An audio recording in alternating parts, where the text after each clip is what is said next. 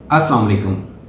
आज की वीडियो बहुत इंपॉर्टेंट है क्योंकि आज की वीडियो में मैं आपको बताऊंगा कि आयरन डेफिशिएंसी में कौन से टेस्ट करवाए जाते हैं और आयरन डेफिशिएंसी का कैसे ट्रीटमेंट किया जाता है।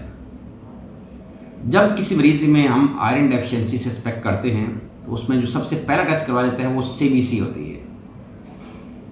सीबीसी में उसकी हीमोग्लोबिन कम होगी। इसके अलावा सीबीसी में दो और चीज़ें देखी जाती हैं। एक एमसीवी जिसको हम मीन कार्पस्कुलर वॉल्यूम कहते हैं, ये कम होगा, और दूसरा MCHC mean corpuscular haemoglobin concentration, ये भी कम होगी। इसके साथ साथ कभी कभी हम सीबीसी विद पेरिफेरल फिल्म कराते हैं जिस पे माइक्रोसाइटोसिस आता है जो आयरन डेफिशिएंसी को जाहिर करता है। अब आयरन के लिए फर्दर जो टेस्ट करवाए जाते हैं उसको हम आयरन स्टडीज़ कहते हैं। इसमें मेनली 3 टेस्ट होते हैं। Number 1, serum ferritin concentration. इसमें फ्रेटिन की कंसंट्रेशन 30 नैनोग्राम पर मिलीलीटर से कम होगी।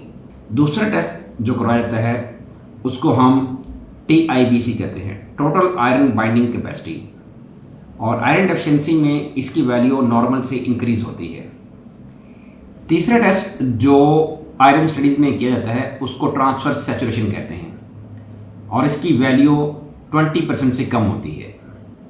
अब आयरन डेफिशिएंसी इस्टेब्लिश होने के बाद नेक्स्ट अहम क्वेश्चन ये है कि इसको रिप्लेस कैसे किया जाए। आयरन को रिप्लेस करने के 2 तरीके होते हैं, एक ओरल आयरन और दूसरा IV फॉर्म में। ओरल आयरन किन लोगों में दिया जाता है? ऐसे लोग जिनमें अनीमिया माइल्ड हो और आयरन की कमी है वो कम हो, यानी कि माइल्ड डेफिशिएंसी हो, तो और उनमें इंटेस्टाइन या अंतड़ियों को कोई मसला ना हो, तो ऐसे लोगों में ओरल आयरन रिप्लेस किया जाता है। इसके अलावा प्रेगनेंसी में जब आयरन डेफिशिएंसी हो लेकिन उसकी माइल्ड डेफिशिएंसी हो तब भी ओरल आयरन को प्रेफर किया जाता है। एक अहम गलती जो ओरल आयरन लेते हुए की जाती है वो ये कि खाना खाने के साथ आयरन के लिया जाता है, या आयरन की टैबलेट के साथ साथ मैदे का कैप्सूल भी इस्तेमाल कर रहे होते हैं लोग। तो हमेशा याद रखें कि आयरन की टैबलेट को हमेशा खाली मैदे लेना चाहिए। इसके साथ कोई मैदे वाला कैप्सूल, चाय या कॉफ़ी का इस्तेमाल नहीं करना चाहिए क्योंकि ये आयरन की अब्जॉर्प्शन को कम करते हैं।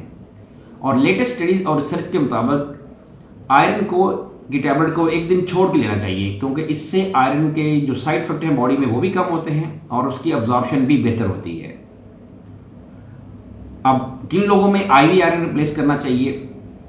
ऐसे तमाम अफराद जिनमें अंतड़ियों की कोई बीमारी है जैसे कि सीलिक डिजीज़ है या इन्फ्लेमेटरी बाउल डिजीज़, इन लोगों में ऑलरेडी आयरन की अब्जॉर्प्शन मुतासर होती है, इसलिए इनको ओरल आयरन देने का कोई फ़ायदा नहीं होता। इन लोगों में आप IV आयरन प्रेफर करते हैं।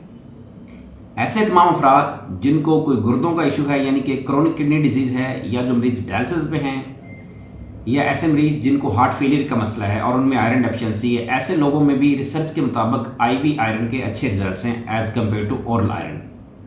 इसके अलावा वो तमाम अफराद जिनको आप ओरल आयरन दे रहे हैं वो इसको टॉलरेट नहीं कर रहे इसकी साइड इफेक्ट की वजह से, या आयरन रिप्लेस की मतलूबा रिजल्ट नहीं आ रहे, तो उन लोगों में भी IV आयरन को प्रेफर दिया जाता है।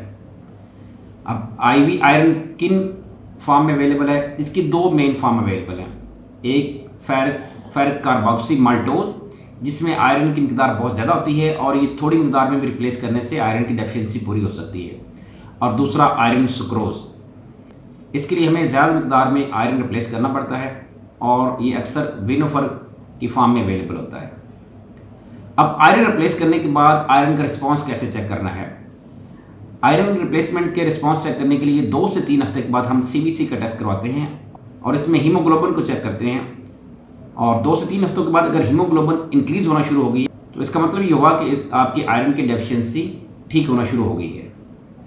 अब आयरन को कब तक रिप्लेस करना चाहिए? अगर मरीज़ की हीमोग्लोबिन नॉर्मल हो गई है तो उसके 3 माह तक आयरन को आपको रिप्लेस करना चाहिए। तो ये वो टेस्ट हैं जो आप आयरन डेफिशिएंसी के मरीज में करवाने चाहिए और इस तरीके से उसको रिप्लेस करना चाहिए।